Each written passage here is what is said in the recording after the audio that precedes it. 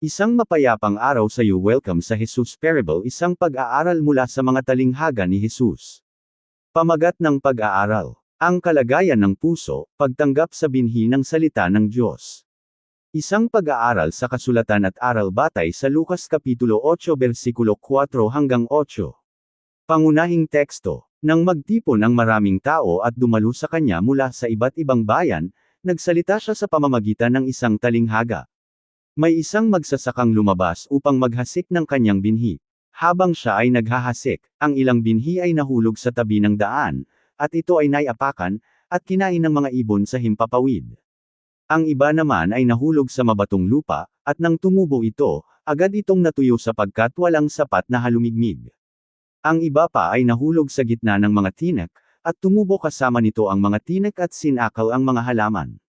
Ngunit ang ilan ay nahulog sa mabuting lupa, tumubo ang mga ito at namunga ng tig-100. Nang masabi niya ang mga bagay na ito, sumigaw siya, ang may pandinig ay makinig. Lucas Kapitulo 8 versikulo 4 hanggang 8. Panimula. Itinala sa Lucas Kapitulo 8 versikulo 4 hanggang 8 ang isa sa pinakakilalang talinghaga ni Jesus, ang talinghaga tungkol sa magsasaka. Maraming tao ang nagtipon sa paligid ni Jesus mula sa iba't ibang lugar. Bagaman marami ang dumating upang makinig, hindi lahat ay tumugon sa parehong paraan. Gumamit si Jesus ng larawang pamilyar sa kanyang mga tagapakinig. Ang mga magsasaka sa sinaunang Israel ay nagkakalat ng binhi gamit ang kamay. Ang parehong uri ng binhi ay ikinakalat saan man, ngunit magkakaiba ang naging resulta depende sa kalagayan ng lupa. Ang diin ng talinghaga ay hindi ang galing ng magsasaka o ang kalidad ng binhi, ang binhi ay mabuti.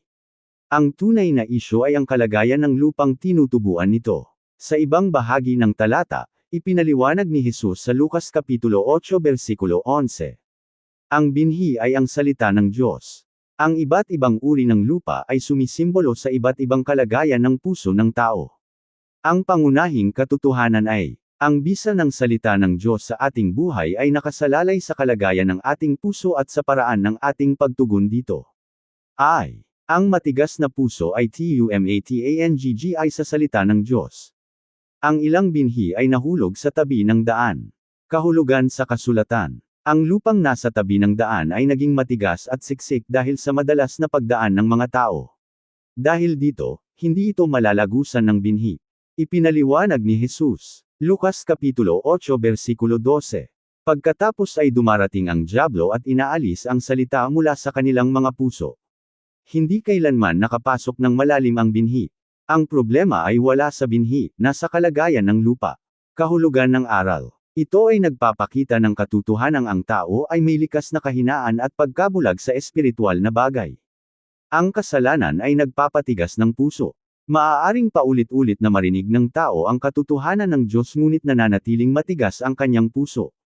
Kabilang sa mga dahilan ng pagtigas ng puso ay pagmamataas, kawalan ng pananampalataya, pagsuwi sa Diyos, paulit-ulit na pagtanggi sa katotohanan, pagmamahal sa kasalanan. Ginagawa ng kaaway ang lahat upang hindi matanggap ng tao ang katotohanan ng Diyos. Ikalawang Korinto Kapitulo 4 versikulo 4. Ang Diyos ng sanlibutang ito ay nagbulag sa isipan ng mga hindi naniniwala. Halimbawa sa buhay, isipin ang paghahagis ng binhi sa sementadong daanan. Kitang-kita ito sa ibabaw ngunit hindi kailanman makakapasok sa ilalim. Mabilis itong kinukuha ng mga ibon. Ganoon din, may mga taong nakikinig ng pangaral, pumupunta sa pagsamba, at nagbabasa ng kasulatan, ngunit ang salita ng Diyos ay hindi kailanman tumatagos sa kanilang puso. Pagsasabuhay. Tanungin ang iyong sarili, nakikinig ba ako ng may bukas na puso sa salita ng Diyos? Naging matigas ba ang aking puso dahil sa mga pagsubok o kabiguan? Naging manhid na ba ako sa espiritual na bagay dahil sa paulit-ulit na paggawa ng kasalanan? Manalangin. Panginoon, palambutin mo ang aking puso at gawin akong handang tumanggap ng iyong katotohanan. Mahalagang aral #1. Ang matigas na puso ay nakakarinig ng salita ng Diyos ngunit ayaw itong pumasok ng malalim sa kalooban. 2. Ang mababaw na puso ay tumatanggap ngunit walang matatag na ugat. Ang iba naman ay nahulog sa mabatong lupa. Kahulugan sa kasulatan. Ang lupang ito ay may manipis na patong ng lupa sa ibabaw ng nakatagong bato. Mabilis itong tumubo dahil mainit ang ibabaw, ngunit hindi makapasok ng malalim ang mga ugat. Nang sumikat ang matinding init, agad itong natuyo at nalanta. Ipinaliwanag ni Jesus. Lucas Kapitulo 8 versikulo 13. Sila ay naniniwala ng ilang panahon, ngunit sa oras ng pagsubok ay tumatalikod sila. Ang mga taong ito ay tumugon ng may kagalakan sa simula ngunit walang tunay na lalim ang kanilang pananampalataya. Kahulugan ng aral. Ito ay nagtuturo ng katotohanan tungkol sa mababaw na pananampalataya. Hindi lahat ng damdamin o emosyon ay katumbas ng tunay na pagbabago ng buhay. Ang tunay na pananampalataya ay nagtataglay ng katatagan. Santiago Kapitulo 1 versikulo 2 hanggang 3. Ang pagsubok sa inyong pananampalataya ay nagbubunga ng pagtitiis. Ang mga pagsubok ang nagpapakita kung mayroon bang matibay na ugat ang pananampalataya. Ang kaligtasang pananampalataya ay may kasamang pagsisisi sa kasalanan, matibay na pagtatalaga, pagpapatuloy sa pananampalataya, tunay na pagbabago ng buhay. Halimbawa sa buhay, may mga taong masigasig na nagsisimula ng ehersisyo, bumibili ng mga kagamitan, at gumagawa ng mga plano. Ngunit pagkalipas ng ilang linggong hirap, sila ay sumusuko. Mayroong panandaliang sigla ngunit kulang sa katatagan. Ganoon din, may mga taong masigasig na nagsisimula ng paglalakbay sa pananampalataya ngunit ito ay iniiwan kapag dumarating ang mga pagsubok. Pagsasabuhay. Palalimin ang ugat ng pananampalataya sa pamamagitan ng araw-araw na pagbabasa ng kasulatan. Panalangin. Pakikasama sa ibang mananampalataya. Pagsunod sa Diyos. Pagsamba. Ang pananampalataya ay dapat lumampas sa panandaliang emosyon upang maging ganap at matatag. Mahalagang aral #2. Ang paglago sa espiritual na buhay ay nangangailangan ng mga ugat na sapat ang lalim upang makayanan ang mga pagsubok. 3. Ang MABUNGANG puso ay tumatanggap, sumusunod, at NAGBUBUNGA ng bungang espiritual. Ang ilan naman ay nahulog sa mabuting lupa. Kahulugan sa kasulatan. Ang mabuting lupa ay tumanggap ng binhi at nagbunga ng masaganang ani. Ipinaliwanag ni Jesus. Lucas Kapitulo 8 versikulo 15. Sa mabuti at tapat na puso, nang marinig ang salita, ito ay kanilang iniingatan at sa pamamagitan ng pagtitiis ay namumunga. Ang mabuting lupa ay tumanggap ng salita, iniingatan ang salita, sinusunod ang salita, nagbubunga ng bunga. Kahulugan ng aral. Ito ay nagpapakita ng katotohanan tungkol sa pagpapabanal at pagiging mabunga sa pananampalataya. Ang layunin ng Diyos ay hindi lamang na marinig ang katotohanan, kundi baguhin ang buhay ng tao. Juan Kapitulo 15 versikulo 5. Ang nananatili sa akin, ay siyang namumunga ng sagana.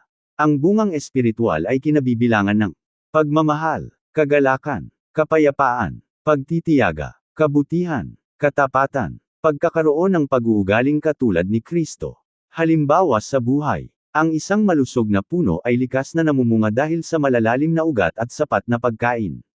Hindi ang bunga ang gumagawa ng puno, ito ay tanda lamang ng kalagayan ng puno. Ganoon din, ang bungang espiritual ay hindi ang negel iligtas sa tao, ngunit ito ang patunay ng gawa ng Diyos sa kanyang buhay.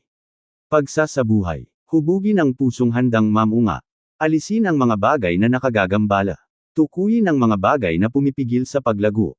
Maglaan ng panahon para sa Diyos. Unahin ang panalangin at pagbabasa ng salita. Isabuhay ang mga itinuturo ng Diyos. Maging matyaga, ang paglago ay nangangailangan ng panahon. Mahalagang aral #3. Ang salita ng Diyos ay hindi ibinigay upang magbigay lamang ng kaalaman, ito ay upang baguhin ang ating buhay. Mga gabay sa araw-araw na pamumuhay.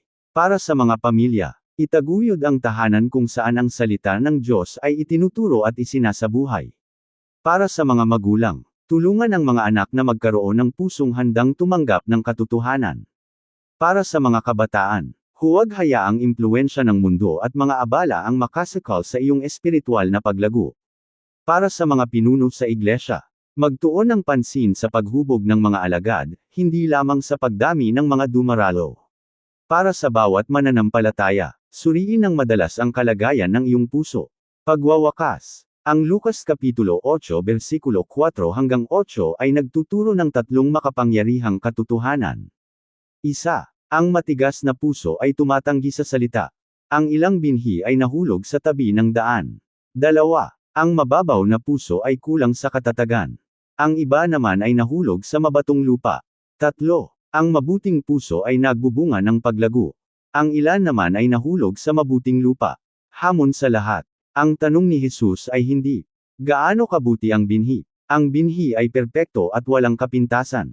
Ang tunay na tanong ay, anong uri ng lupa ang aking puso? Sa tuwing ang salita ng Diyos ay ipinapangaral, binabasa, o pinakikinggan, ang binhi ay inihahagis. Naway ang ating panalangin ay, Panginoon, palambutin mo ang matigas na bahagi ng aking puso, alisin ang mga bato, linisin ang mga tinik, at gawin ang aking pusong mabuting lupa para sa iyong salita. Jeremias Kapitulo 4 Versikulo 3. Linangin ninyo ang inyong matigas na lupa.